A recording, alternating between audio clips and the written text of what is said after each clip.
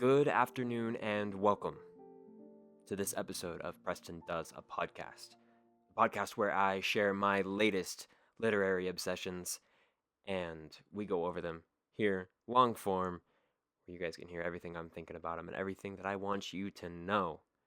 This is the very first episode, and for this very first episode, it's a very special episode. We'll be going over The Catcher in the Rye. Before we begin today's episode, I just want to let you all know that this episode will contain spoilers for the book. If you haven't read it, I highly recommend you do so. It's very good. I don't believe that this podcast will ruin your reading experience. However, the author did intend for you to go into the book with no preconceptions. Keep that in mind as we move forward. And also, this book does contain explicit language, and I will be quoting it, and it is within and throughout this podcast. To begin, The Catcher in the Rye was written by J.D. Salinger, published July 16th of 1951. The book follows the story of 16-year-old Holden Caulfield, who's writing about it from his 17-year-old perspective just a few months after. So he begins the story. It is the 1950s. We're just outside of New York, and we're at this prep school called Pincy Prep. Holden reveals that he's been expelled, and quickly things devolve from there. He gets into a fight with his roommate and flees for New York a few days before Christmas break is supposed to begin. Holden begins the story, and he's writing to us from a sanatorium where he's sick with tuberculosis. He says, "I'll just tell you about this madman stuff that happened to me around last Christmas before I got pretty run down and had to come out here and take it easy." That's on chapter 1, page 3. He's beginning this writing. We follow him from Pincy Prep to New York. Throughout his time in New York, Holden has a lot of interactions with a lot of different characters. Through these interactions, he reveals his inner character, because really in this book, we're dealing with two different characters. We're dealing with Holden, the narrator, who's writing about himself. He seems to inflate himself a lot. He's a lot cooler in his story, in his mind. He's a lot braver. He's a lot more stood out. He's a lot crazier. Everything's very exaggerated by Holden, the narrator. But Holden, the character, reveals himself very slowly throughout the novel. Holden reveals himself for the hypocrite and the liar that he is, simultaneously revealing his desire to save innocence and stay innocent himself, pointing out all of these really phony things that he hates about everybody around him, and he's exhibiting those traits throughout the book. By the end of the book, I think that we see a very different Holden from the one that the story is about. Because we have present-day Holden, who's 17 years old, and he's writing back, he's reminiscing about these memories. He's kind of trying to bring us along with where he was in these days leading up to Christmas break. Holden says at the end of the book, as he watches his sister Phoebe ride around the carousel in the rain, "I was damn near bawling. I felt so damn happy all of a sudden, if you want to know the truth. I don't know why." That's chapter 25, page 275. This is the first time in the book that Holden is presently happy. He's actually come to terms with ultimately what is this desire to preserve innocence at this point in the book. And it's only in the last few pages do we really see the change, where he lets go of these anxieties, of these fears, of this desire to preserve innocence. And this results in him being very happy watching his sister ride this carousel. Throughout the book, several themes are present. We have innocence as a theme, where Holden struggles to accept a loss of innocence. He desires to protect it and preserve it.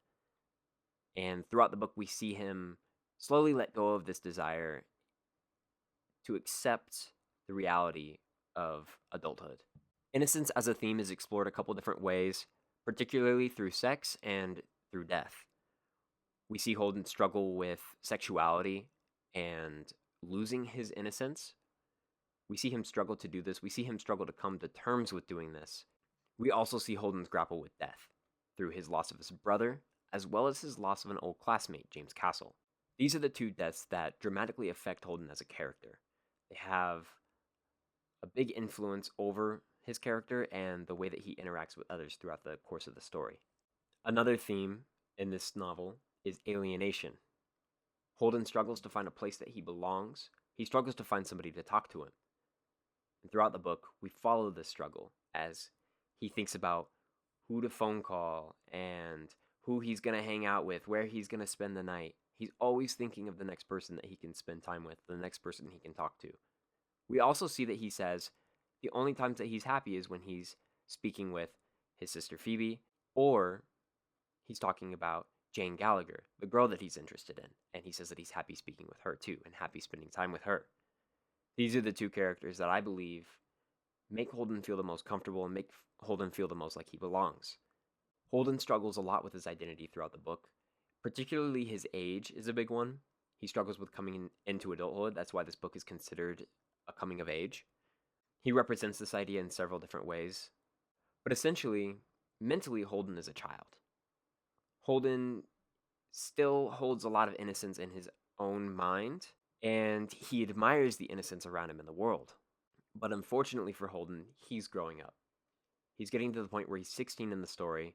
He's 17 when he's telling it to us. So he's almost an adult. He's at a very weird age where Holden is part adult, part child, and he doesn't really know how he fits into that world. At a lot of moments throughout the book, we find him being treated like a child. But then at other points, we find him being treated like an adult. So there's a lot of very interesting contrasts throughout the book where Holden can sometimes order a drink at a bar because he looks old enough, but then other times they're like, you're a kid, come on, you can't order a drink. It's a very interesting dynamic for Holden, and he's learning about the world through this, distorted lens. Identity is personally one of my favorite themes in this book. I just think Holden's struggle with self is so inspiring and such an easy way to connect to this character, because I feel like we all kind of had that weird transition. I'm still in it. I'm 23, where you're getting older, you're becoming an adult into the adult world, and yet you don't quite know where you belong in that. What does that mean for you? And other people struggle to see you as an adult, and some people continue to see you as a child. It's a very interesting transition, and Holden captures it perfectly, and he is, in my opinion, the quintessential coming-of-age story. These themes are brought together with some really amazing symbolism by Salinger. At the beginning of the book, Holden is waiting on some roommates to go out they're going to go out and see a movie, and he packs a snowball. And I'm going to read you a quote from it here right now. He says, "I didn't throw it at anything, though. I started to throw it at a car that was parked across the street, but I changed my mind. The car looked so nice and white." Chapter 5, page 47. He continues to say he was going to throw it at a fire hydrant, but it also looked nice and white, so he didn't end up throwing it. His desire to throw the snowball was overwhelmed by how much he liked seeing the fresh blanket of white snow on the ground. He didn't want to disrupt it. Very analogous to him wanting to preserve innocence. He doesn't want to ruin that nice blanket of snow. Another really strong symbol, which represents, in my eyes, innocence and preservation of innocence, is the Natural History Museum. Holden admires the museum at multiple points throughout the story for its ability to never change. He says that he can't exactly explain it, but the museum itself would never change, but when you would come back to it, you would be different somehow. Which I think is a very interesting idea about a place that just doesn't change, reflecting onto you as a person who has changed. The biggest metaphor in this book, the one that the book is named after, the catcher in the rye. So, when Phoebe's trying to figure out what Holden wants to do, she's trying to figure out what kind of job he wants to have. All Holden can think of is this: I keep picturing all of these little kids playing some game in this big field of rye and all. And nobody's around. Nobody big, I mean, except me. And I'm standing on the edge of some crazy cliff. What I have to do? I have to catch everybody if they start to go over the cliff. I mean, if they're running and don't know where they're going, I have to come out from somewhere and catch them. That's all I do, all day. I'd just be the catcher in the rye. That's chapter 22, page 224. So, first off about this quote, I'd like to point out that Holden fails to recognize himself as an adult in this situation. So he forgets even that he is the adult. He is the person that's around when all these kids are out playing. He is supervising them. He sees himself as one of the kids. He fails to recognize that he is the big person that's going to be around. So this dream that Holden has of being the catcher in the rye comes from this little kid he sees walking down the street. He's just left church, and the kid is singing, "If a body catch a body coming through the rye," which is a misremembering of the Robert Burns poem, "If a body meet a body coming through the rye." Phoebe later corrects Holden on this. He remembers it, and it's a very significant moment for him. He hears this kid singing this. And he goes, "Oh, if a body catch a body coming through the rye." He just remembers this poem, and he calls it a song, actually. He remembers this song, and Phoebe corrects him. She says it's a poem. It's by Robert Burns, "Coming Through the Rye." This poem is about a romantic encounter in a field of rye. And the actual poem says, "If a body meet a body coming through the rye." But Holden remembers the word catch. And he takes this to mean he's catching people. He's saving people from losing their innocence, when really the poem is about a loss of innocence. It's about a moment where a young woman loses her innocence. So Holden replaces the word meet with catch, and he's now saving that innocence. And this is a big driver for the character of Holden. This is what he wants to do.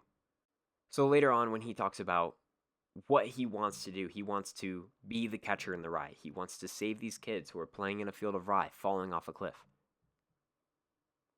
These children are out playing, and he's saving them by catching them before they can fall into the adult world. This comes into play for our next symbolism, the carousel and the golden ring.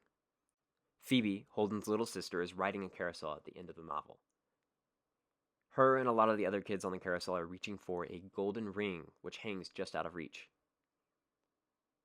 Holden at first worries that Phoebe's going to fall, and then he decides that if she does, she does.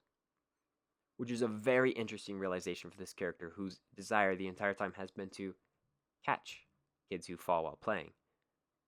Yet in this moment he realizes, and this is, I believe, to me, the biggest moment in the novel. And it's almost near the end. I think it's like the third page in from the end. Holden finally realizes that he cannot save innocence. He can't prevent its loss. And he realizes that in this moment, and we watch it come into play in this character's head. A lot of people say that Holden doesn't change as a character throughout the book. That could not be less true. And this is exactly the moment where he changes. Holden realizes he cannot save innocence. That is a huge acceptance for this character, and that directly leads to the happiness that he feels at the very end of the book. I love how all of the themes in this book really tie together in a lot of really amazing ways. There's too many to talk about on the podcast, but just reading the book for yourself, paying extra attention to these themes, really looking for these symbols, such an amazing experience. This book has so much to tell you, and all of these themes are interwoven in a really amazing fashion. And all of it come to represent the main character, Holden, in a very specific way. He's very complex, and he's definitely the archetype of angsty teenager. A lot of people want to write him off as kind of a whiny teenager who's kind of a jerk, doesn't really care for anybody but himself, which you could totally see that just reading the book. But when you really think about Holden and you really analyze the character and you see the things that he's been through, you realize that Holden, he's a really kind person. He's got a really kind soul, but he's been through a lot. First and foremost, the loss of his brother. This is a really big struggle for Holden, and we see how it affects him. He wants to protect all of the innocents around him, and that is because he lost his brother at such a young age. We also see Holden struggle with sexual assault. To what degree, it's not really exposed in the book. He says that he's dealt with it in the past, and then there is an instant in the book where he deals with it in person. But we do know that he says that that kind of stuff has happened to him almost 20 times since he was a kid, he says. So whatever that means for him, to whatever extent that affects him, I assume is a great deal. I assume he doesn't want to talk about it. It creates a really interesting dynamic with Holden where we see this revealed about him, and it shows a lot about his desire for innocence, his desire to keep things innocent. He's defending against these evils that have been done to him, this overreach of the adult world. To me, this book is my natural history museum. It stays the same, though I change. And I reread it over and over again. And I see more and more of who I used to be in Holden. And I think we all do. It's kind of a weird mirror into the self. We see Holden and the way that he hates the phoniness of the adult world and yet is the biggest phony himself. We see the way that he criticizes others despite being absolutely inadequate himself. And a big one for me, especially recently, is him accepting that the adult world is phony. The world is phony sometimes. All of these struggles make Holden a very relatable protagonist, and I honestly think that people who don't like him see a little bit too much of themselves in his character. He teaches us a lot about self-acceptance. He exposes a lot about us in the same ways that he exposes a lot about himself. I think this book is a work of art. I've recently heard that there will be more of Salinger's works released in the near future, as per his son, Matt Salinger. So I look forward to that. Thank you guys so much for watching this episode of Preston Does A Podcast. This was episode 1, The Catcher in the Rye. So I'd love to hear your guys' thoughts about the book. I'd love to hear how you feel about it. So I'm going to include links to, we're going to do my Instagram, Twitter, email, YouTube, everything. If you're watching this on YouTube, comments down below. If you're watching this on Spotify, reach out to me on Twitter, reach out to my email. I want to know what you think about this book, and I want to have a talk with you about it. I didn't get everything right. I'm not going to get everything perfect, but I love this book, and I'd love to talk about it. Keep reading, keep asking questions, and I'll see you on the next episode of Preston Does A Podcast.